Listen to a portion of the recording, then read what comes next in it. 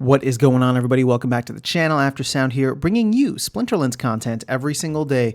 We also stream right here in this channel every Tuesday, Thursday, and Sunday morning, so come by and say hello.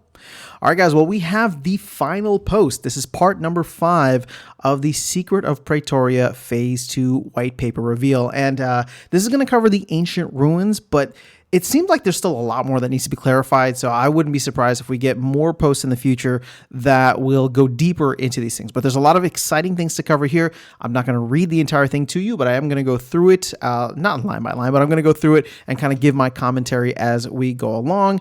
So you can see here, welcome to the 5th and final post. This one will be focused on the ancient ruins that can be found in each of the 7 territories that make up the continent of Praetoria.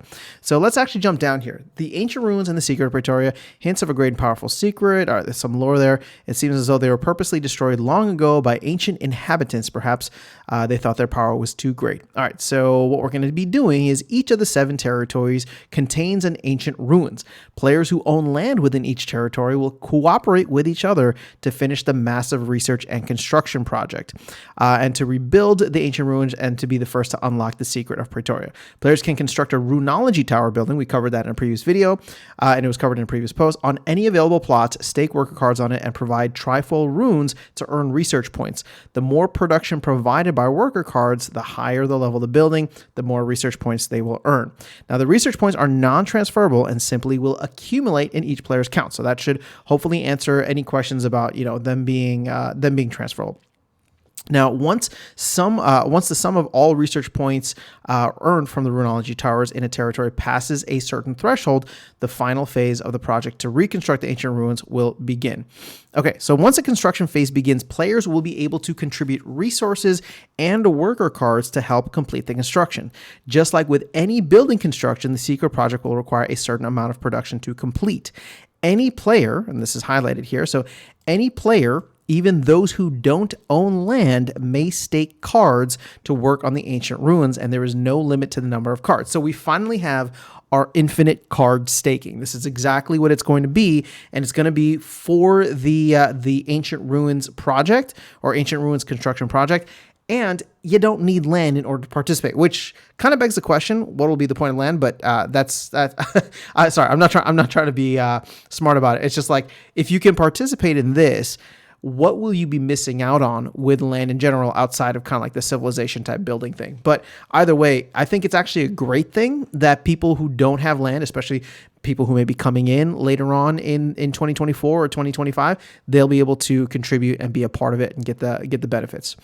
Okay, one difference, however, is that only max level cards may work on the ancient ruins construction project. So all of your single BCX cards that are just sitting around, they will not be eligible. The project is too difficult and dangerous. Additionally, worker cards on the ancient ruins are not planned to need food or staked DEC. So this will just be an easy way for people to just stake their cards on this ancient ruins construction project. Let's see, as they would in a normal player plot. Instead, they'll be powered by staked SPS tokens that will be able to be delegated to the project in each territory. More on that below. Okay, very exciting. More SPS direct utility. There are not planned to be any boost to production, so it'll just be the base production rate. In addition to workers, large amounts of various resources will need to be provided in order to complete construction. Again, resources, I'm assuming, is not just going to be like DEC, but wood, stone, and all the other stuff that's going to be, coming in with the 50 resources. The resources can be provided anytime during the construction phase of the project and do not need to be provided all up front like a typical building construction. Once all the resources have been provided and the worker cards have contributed enough production, the construction phase will end and it will go back to the research phase. So once enough research points have been earned in a territory to hit the next threshold, then the next phase of construction will begin. So it's going to go back and forth. There'll be a research phase, then a construction phase, research phase, construction phase. Please note that the runology tower buildings will still be producing research during the construction phase. So if enough research has been earned, you could essentially go from construction phase to the next construction phase right away. It is currently unknown how many phases there will be. It is currently unknown how many phases will need to be unlocked or completed before the ancient ruins are fully reconstructed. So sorry, my head was already going ahead where I'm just like, land is going to be this kind of ongoing thing, which is fine, right? Land is going to be the Swiss Army knife that the team is going to use to hopefully eat up and eat through any time that there is excess resources or excess tokens and assets within the ecosystem. But we already know DEC is going to be one of it. SPS sounds like we're going to have an interesting thing here. And now the infinite monster or unit staking, which is going to be awesome. Initial research does indicate that there will be a smaller but still substantial benefits for completing each phase of reconstruction for the players who have contributed. Okay, let's jump down here. Only 2 more sections. So SPS staking.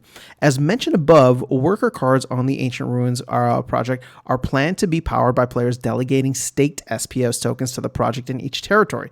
Any player, whether or not they own land in the territory, will be able to delegate their staked SPS to the Ancient Ruins construction project and earn the requisite rewards.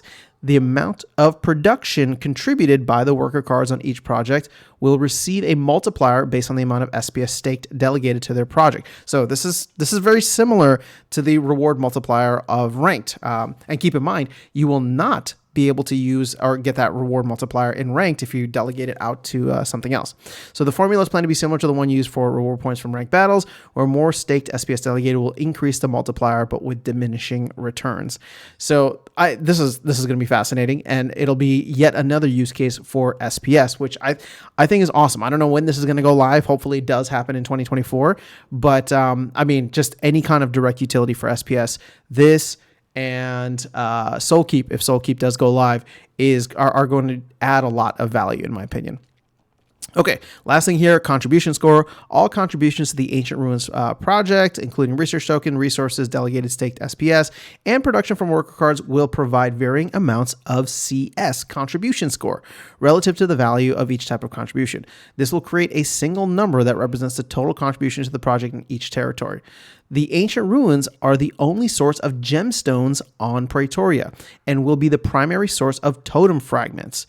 The more CS, contribution score points a player has earned, the more chances they will have to find a gemstone or a totem fragment. And additionally, the contribution score will be used to determine a player's position on the leaderboard within the territory and the whole continent. At the completion of each phase of construction, including the final phase when the secret is unlocked, the rewards that players receive will be relative to their contribution score. So it sounds like the contribution score is going to be a huge part of the gemstones, and it sounds like the gemstones are going to be critical for whatever ends up happening on land. Let's see here. Let's go back. This will be, okay, so gemstones and will be the primary source of totem fragments. I wonder how gemstones are going to play into creating, because I forgot already, but creating the items and spell cards. But again, that's a couple of phases away.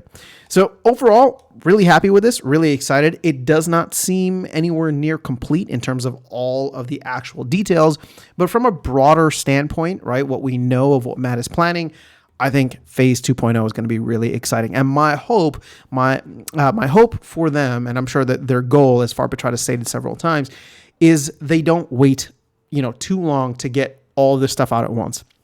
The more that they can do, little bits and pieces here and there, right? Getting staked SPS delegation as, something that people will be able to start doing earlier rather than later. Start staking monster or unit cards. Like all of this stuff is going to help the ecosystem tremendously. And the sooner that they can do this, the better, in my opinion. But like I said, just to be realistic with you guys, I am very excited about phase 2, but I don't know that phase 2 in its entirety is going to be done until sometime in 2025. That being said, if 1.6 is done by the middle of this year and we do start to get certain elements, maybe infinite card staking, maybe, resources, maybe, new resources, not just like grain and whatever, maybe building creation, all this other stuff, that if we can start to get it in the second half of 2024, exciting times ahead, guys. But that is all I have for you guys in this video. We'll cover more of this later. I'm going to do I'm not going to read through all of them in a video, but I do want to go through all of them once again myself, and then maybe just kind of touch on the hot points here for phase 2, or at least what has been revealed so far. But let me know your thoughts in the comments below. Otherwise, I'll catch you all in the next video and see you around the game. Take care.